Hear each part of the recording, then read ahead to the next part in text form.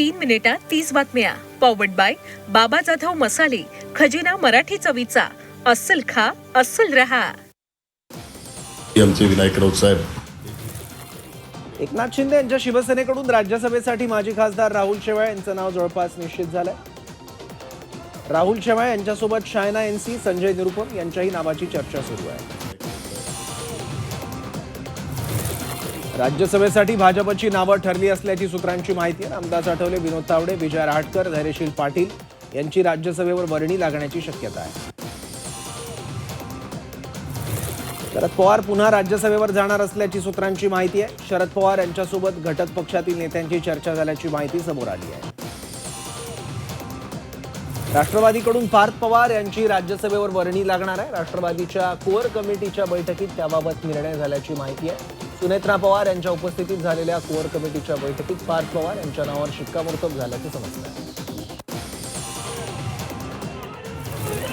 राज्याच्या भाजप कार्यकारिणीची प्रदेशाध्यक्ष रवींद्र चव्हाण यांच्याकडून घोषणा करण्यात आली आहे. कृष्णराज महाडिकांची भाजप युवा मोर्चाच्या अध्यक्षपदी नियुक्ती करण्यात आली आहे. तर नवनाथ बन यांची मुख्य प्रवक्तेपदी नियुक्ती करण्यात आली आहे. गोपीचंद पडळकर, सुजय विखेंसह 12 प्रदेश उपाध्यक्ष नेमण्यात आले आहेत. भाजपला ईव्हीएम मधून विजयाची गुरुकिल्ली सापडली आहे. त्यामुळे भाजपला ईव्हीएम प्रिय आहे अशी टीका खासदार संजय राऊतांनी केली. दरम्यान भाजप निवडून आल्यानंतर बोटं मोडतात असं प्रत्युत्तर भाजपचे मुख्य प्रवक्ते नवनाथ बन यांनी राऊतांना दिलं आहे.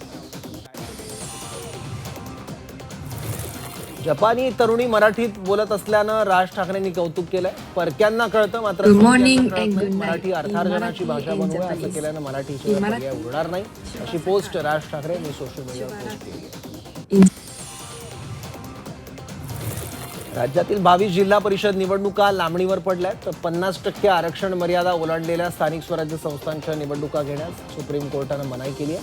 त्यामुळे 22 जिल्हा परिषद आणि त्या अंतर्गत येणाऱ्या पंचायत समित्यांच्या निवडणुका प्रलंबित राहणार आहेत. अधिवेशनाच्या दुसऱ्याच दिवशी विरोधक आक्रमक झाले. विधिमंडळाच्या पायऱ्यांवर विरोधकांनी आंदोलन करत मंत्री नरहरी झिरवळ यांच्या राजीनाम्याची मागणी केली. राष्ट्रवादीचे नेते शशिकांत शिंदे यांच्यासह नेते आणि आमदार या आंदोलनात उपस्थित होते. नाशिकतील आयरे गाव परिसरातील समर्थ कॉम्प्लेक्स इथं रेरा घोटाळ्यातील 65 इमारतींना दिलासा द्या अशी भूमिका भाजप नगरसेवक दीपेश म्हात्रे यांनी घेतली आहे. नागरिकांच्या प्रश्नावर भाजपकडून बैठक पार पडली. बैठकीत दीपेश म्हात्रेंनी उल्हासनगरच्या धर्तीवर शासन निर्णय काढून संबंधित इमारती अधिकृत करण्याची मागणी केली आहे. ठाण्यामध्ये भाजपनं काँग्रेस विरोधात आंदोलन केलं. एआय समिटमधील युथ काँग्रेसच्या आंदोलनाचा निषेध करण्यात आला. राहुल गांधींच्या फोटोला जोडे मारत निषेध करण्यात आला.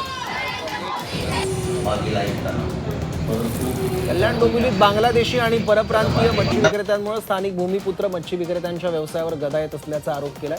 या संदर्भात कोळी समाजाच्या शिष्टमंडळाने केडीएमसी महापौरांना निवेदन देत संबंधित विक्रेत्यांवर तात्काळ कारवाई करण्याची मागणी केली आहे.